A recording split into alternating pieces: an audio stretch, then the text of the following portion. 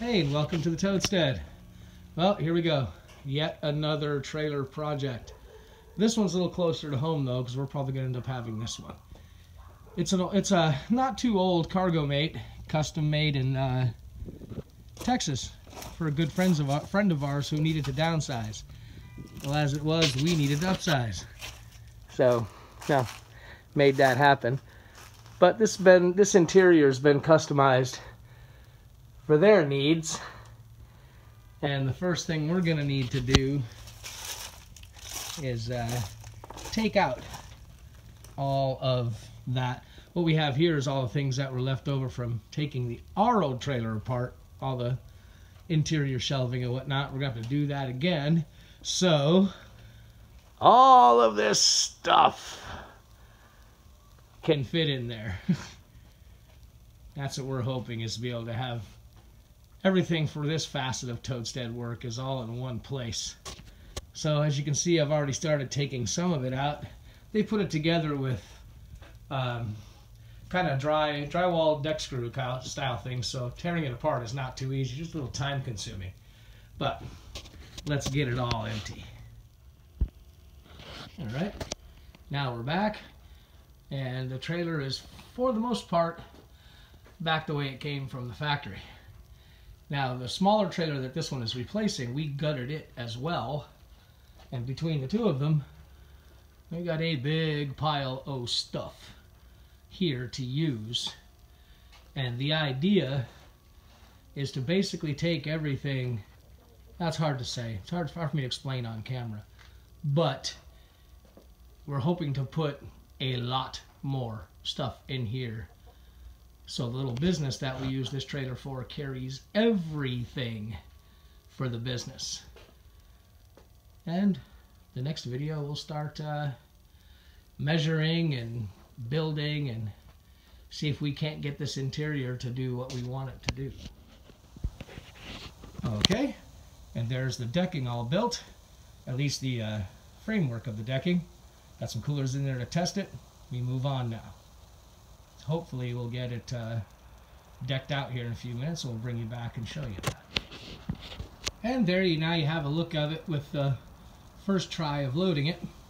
And for those of you who are asking, or going to ask, for all intents and purposes, this is about a 20-seat mobile coffee shop.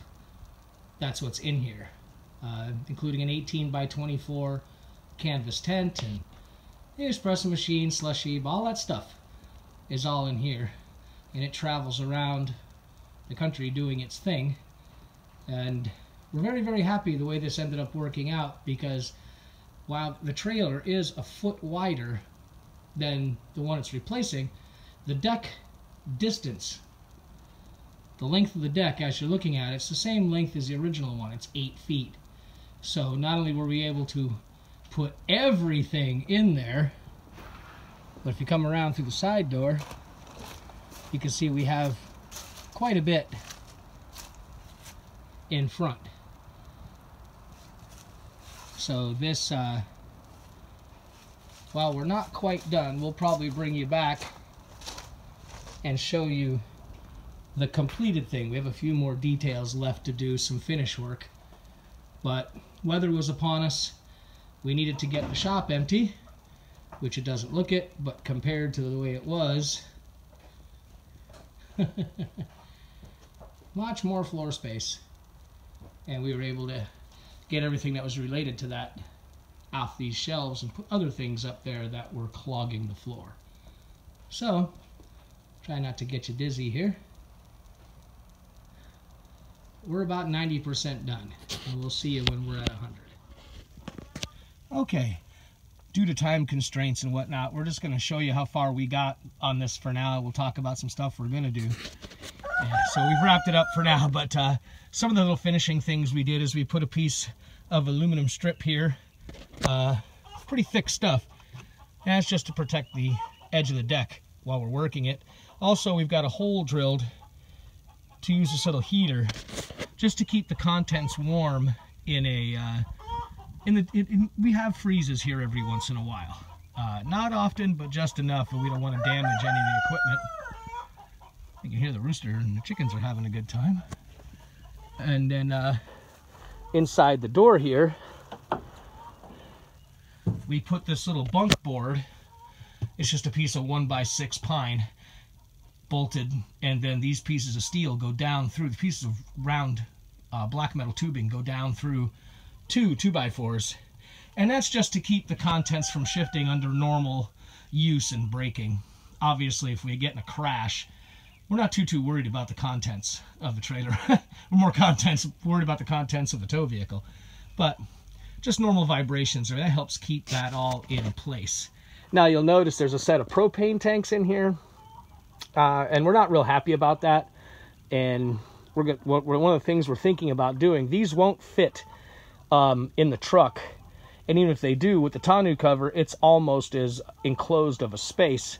So what we're thinking about doing, the trailer came with this rather snazzy spare tires setup, but we're thinking about removing it and going ahead and mounting the propane tanks here. Normally, I actually have a carrier that bolts to this, and it'll hold those two propane tanks properly, just like a regular RV does.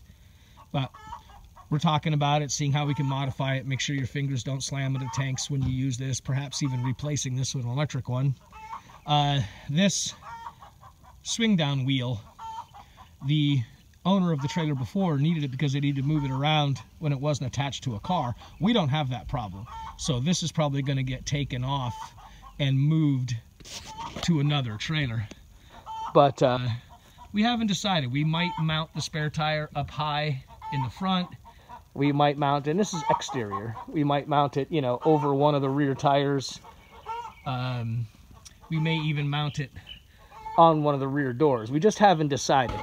But either way, given our choice between carrying the spare tire in the trailer or in the truck while we're on the road, that's a whole lot better than carrying those propane tanks. But other than that, we're pretty well set for the road. We're really happy this has worked out well. And thanks for coming along while we were putting it together.